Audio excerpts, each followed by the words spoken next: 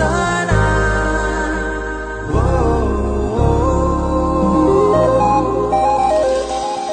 Hosanna.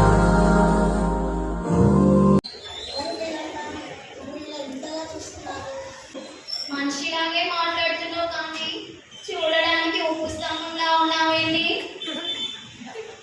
నేను బైబిల్లో చెప్పబడిన ఒక భార్యను సొర్మ గొమర పట్టణంలో నివసించేవారని, ఆ పట్టణాలు దేవుడు వినోదంగా పాపం చేశారని దేవుడు వాటిని నాశనం చేయాలనుకున్నాను.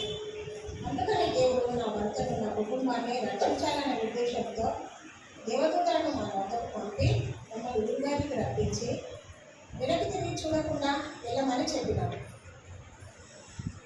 తర్వాత ఏం జరిగింది? అబ్బో, ఇక చెప్పలేను. నేను ఆ ఊరు నుంచి వెళ్ళాలంటేనే నాకు ఇష్టం లేదు. ఎందుకంటే నా ఆస్తిపాస్తులు యావదాస్తి ప్రతి ఒక్కటి ఆ ఊరిలోనే ఉన్నది. కాబట్టి నాకు వెళ్ళాలని ఇష్టం లేదు. దేవుడు చెప్పిన మాటలు వినకుండా నేను వెనక్కి తిరిగి చూశాను. ఇలా ఉప్పు స్తంభం అయిపోయా. ఓ, ఇది చాలా విచారకరం.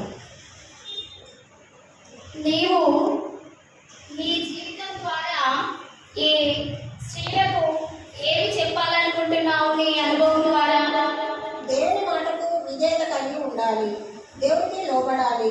దేవుడు చెప్పిన మాటలను నిర్లక్ష్యం చేసినా తృణీకరించినా నష్టపోయి మనమే. కాబట్టి మనము వాటిని గ్రహించుకోవాలి.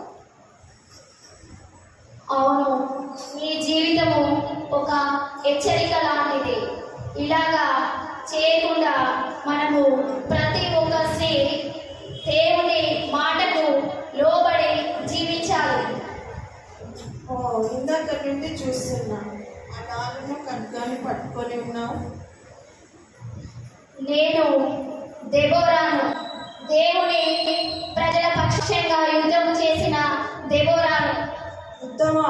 స్త్రీలు యుద్ధం చేస్తారా? అవును, నేను లపిదోతు భార్యను. నన్ను దేవుడు దర్శించి ప్రవక్తనిగా చేసి నన్ను దేవుడు బహుగా వాడుకున్నాడు. మరియు ఇశ్రాయేలుల జనానికి న్యాయాధిపతిగా నియమించాడు. అలాగే మరియు ఇశ్రాయేలుల పురుష సైన్యంతో సమానంగా యుద్ధం చేసి విజయం సాధించాను. అలా నా కాలంలో ఇశ్రాయేలు 40 సంవత్సరాల కాలం పాటు నెమ్మదిగా సంతోషంగా జీవించారు. అవునా? అవును. అలాగే దేవుడు నన్ను ఒక పక్క కుటుంబంలో మరియు ఒక పక్క సమాజంలో సంఘంలో దేవుడు తన తలాంతులను నాకు బహుగా ఇచ్చి చాలా బాగా వాడుకొని బహుగా దీవించాడు. గొప్ప విషయమే. ఈ స్త్రీలకు నువ్వు ఏం చెప్పాలనుకుంటున్నావు? దేవుని మాటకు మనము అడ్డు చెప్పకుండా దేవుని బాధ్యతలను మనము విధేయతతో మన ప్రవర్తనను మార్చుకొని మనము జీవించినట్లయితే దేవుడు మనలా బహుగా సంఘంలో మరియు సమాజంలో మన కుటుంబంలో కూడా బహుగా వాడుకుంటాడు, బహుగా దీవిస్తాడు. మిమ్మల్ని దేవుడు బహుగా దీవిస్తాడు. మీరు దేవుని మాటలకు విధేయత కలిగి జీవించినట్లయితే మీరు కూడా నా వలె సంఘంలో మరియు సమాజంలో ప్రతి ఒక్కరూ వాడబడతారని నేను తెలియజేస్తున్నాను. ఇంత గొప్ప విషయం చెప్పారు. అది మాత్రం నిజం. నేను ఆ సంగతి గమనించక నా జీవితాన్ని వ్యర్థం చేసుకున్నాను. ఎందుకు? నేను సిప్పియాను, నా భర్త అననీయ. మేము అపోస్తుల సంఘంలో ఉన్నప్పుడు అక్కడ పేద ప్రజల కోసము మేము అనేక మంది ఆస్తులను అమ్మి వారి అపోస్తుల పాదముల వద్ద పెట్టేవారము. అలాగనే మేము కూడా ఆ కాలంలో మా పొలం అమ్మాము. చాలా డబ్బు వచ్చింది.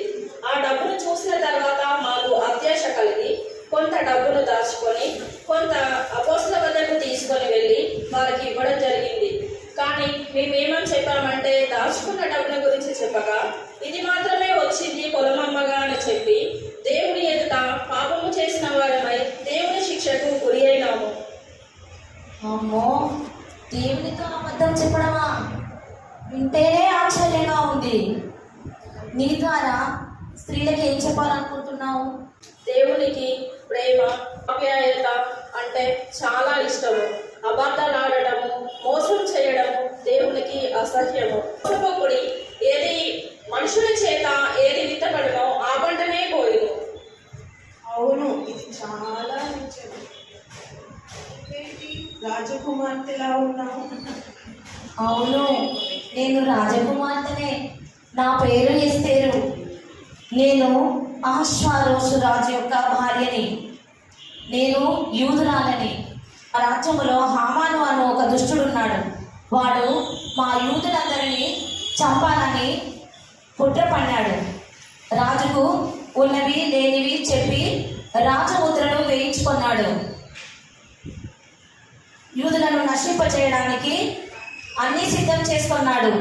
అది తెలుసుకున్న నేను నా పిన్న తండ్రి అయిన మొర్దెకై 3 దినములు ఉపవాసం ఉండి దేవుడికి విన్నవించుకున్నప్పుడు దేవుడు నా ద్వారా యూదా ప్రజలను రక్షించడానికి బలమైన పాత్రగా వాడుకున్నాడు. అలాగే దుష్టుడైన హామాను నుండి హామాను యొక్క కుట్రలను తను పన్నిన పన్నాగాల్లో తనే పడే విధంగా దేవుడు నన్ను ధైర్యంగా ముందుకు నడిపించి విజయం ఇచ్చాడు. అలాగే దేవుడు తన ప్రజలైనటువంటి యూదులను రక్షించడానికి నన్ను బలమైన సాధనంగా నా ద్వారా వారిని కాపాడుకున్నాడు. ప్రజలు నేటికి నన్ను జ్ఞాపకం చేసుకుంటూ పండగలా జరుపుకుంటున్నారు. అవును, గొప్ప విషయం. ఏం చెప్పాలనుకుంటున్నావు? నేనే కాదు, నాలా మీరందరూ కూడా దేవుని సన్నిధిలో ఉండి ఆయనకు సమయం ఇచ్చి ఆయనను వేడుకుంటే ఆయన చేయలేదంటూ ఏదీ లేదు. ఆయన ఏమైనా చేయగలడు. దేవునికి సమయం ఇచ్చి ఆయనపై ఆధారపడినప్పుడు ఆయన మిమ్మల్ని కూడా ఆయన గొప్ప శక్తితో నింపి వాడుకుంటాడు. దేవునికి స్తోత్రం. ఆయనను నమ్ముకున్న